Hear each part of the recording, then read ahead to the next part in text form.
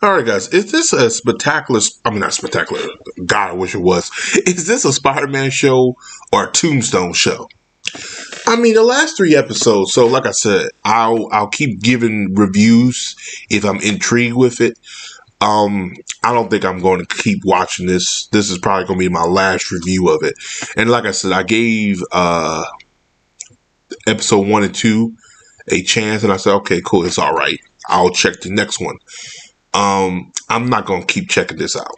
I don't like it's. I'm going to explain my reasonings, but let's get into the matter at hand. This feels like it's a origin of Tombstone, which again, I like Tombstone as a character. The best version, if you really want to look at Tombstone, is the Spectacular Spider-Man version.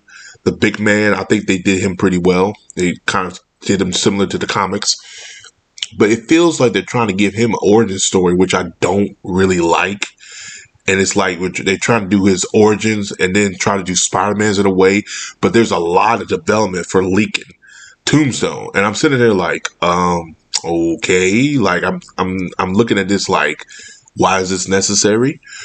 You know, he doesn't really need that type of development. But again, I guess because it's weird. You would think he's getting that development because I guess when Peter and them have that crossroads, it's going to matter more, but it doesn't because he's not really working with Peter on that level.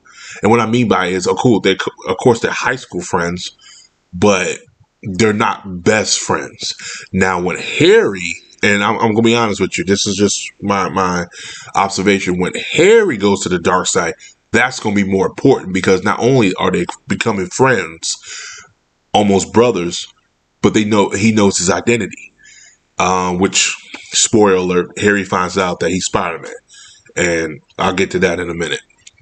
And it's like, that makes more sense. But the route they're going, they're trying to make Tombstone. I don't know. I just don't like that. I think it's not necessary for his origins, but they're giving him a lot of development to the point where I'm like, this is no longer a Spider-Man show. This is more like a Lincoln Tombstone show. Like majority of the episode was episode 3, I believe, 3 or 4. He had a lot of development, and I'm like, bruh, okay. Also on a side note, Peter starts becoming he takes Norman Osborn. Okay, so let me go backtrack.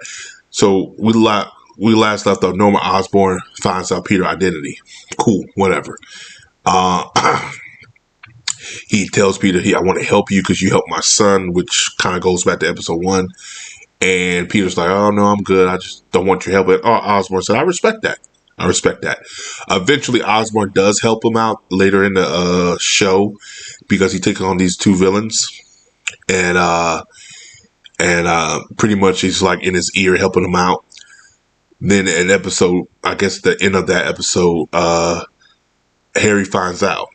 And then eventually Norman comes up with the idea, look, Peter, the best idea is for Harry to know what's going on because I'm not going to be around. It's like I'm too busy, which he is. He's a billionaire conglomerate. So with that going on, the villains that Spider-Man takes out in episode 3, one of them comes back because that one didn't get locked up. However, we get the debut of Dr. Octavius. Yes, Dr. Octavius. And he looks like his comic counterpart. And I thought, oh, okay, pretty cool. So he's trying to compete with Osborn in the tech field. And he has been shut out, because Osborn's, genius mind type of thing, whatever. So he's selling weapons, like in the black market trade, and that's where one of the villains get the weapon. And eventually Spider-Man gets his new suit. He goes through a lot of other suits until eventually he finds the right one, which I'm not a big fan of it because it's white, but it is what it is. Eventually he'll get to that red and blue we know so well. And I have to quietly say it was okay. But again, I'm not digging certain things of Osborn and Harry to know the secret identity because it's like it takes away from it. But I see what direction they're going. But it does feel like this show's playing too safe. But this is something I will not watch weekly no more. I gave it a chance. I said those first 2 episodes I said seemed interesting, and afterwards no. So I think the last episode was Peter eventually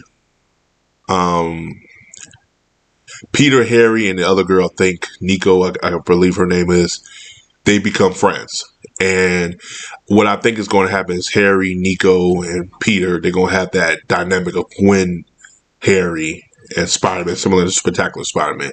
And eventually Harry might want to go out with Nico, and then Peter might get jealous. I don't know if they're going to go that route or not. But the route they're trying to go is the love triangle we see is Lincoln, his girlfriend, and Peter right now. Eventually that's going to change, and we'll see where that goes. But I'm not, like I said, I'm not interested in the relationships. These characters feel very bland at times, generic too, but the show feels safe. It's not breaking no grounds. Other than maybe giving an origin story to a villain. But again, I don't need that unless it's Green Goblin, because there's a lot more history with it, especially with lore. But I'm not feeling the show. Like I said, it's not worth it. Plus, Invincible just came back, and those 3 episodes were bangers. Like I said, straight 8s and 9s for me. And these here, this is like subpar. The animation, again, it grows on you after you keep watching it. It does grow on you. But it's not worth. Let me say this. It's not worth watching weekly if it's worth watching bingely. Like, let's just, for example, if they release all these episodes at once, cool. You might have people's attention, but they're doing it sporadically, which again is not bad, because again, I like that they're not doing it 1 episode weekly, because again, the show would be dead on arrival. But it's not winning people over. It's not winning me over. I thought it was kind of like, all right. But again, if you're a Spider-Man fan, this may be for you. But I'm a hardcore Spider-Man fan, like an old school Spider-Man fan, and I just don't like it. Tidbit though, I didn't talk about this in my last video. They did bring in Dr. Connors. She was Dr. Connors. I didn't talk about it. I do think that was not necessary to have Dr. Connors as a, not only you race swap the character, but you gender swap the character. That was a terrible idea. And that's another thing too. It feels like the show's trying to send a message. And as a black person, I guess they were like, oh, you gotta deal with gangs and the hoods and all this stuff. And for me, this is dealing with Lincoln, not Peter. I don't like that, because it's like, I understand that happens in real life, but you don't need to bring that into the show too much. Because again, when I watch anything, I try to escape the world, not try to relive the world through the television lens. And I feel like Lincoln is trying to, the creator's trying to, I don't know. I just feel like it's not a good look. I think it's best to sometimes, you can always avoid that. And it's weird, Spectacular Spider-Man was pretty more relatable, because in high school, I was in high school at the time, where they were drinking some of the green goo. It's like steroids. When I was in high school, I saw, I know dudes who were doing that, trying to get that big buff to join the football team. And I feel like that's relatability.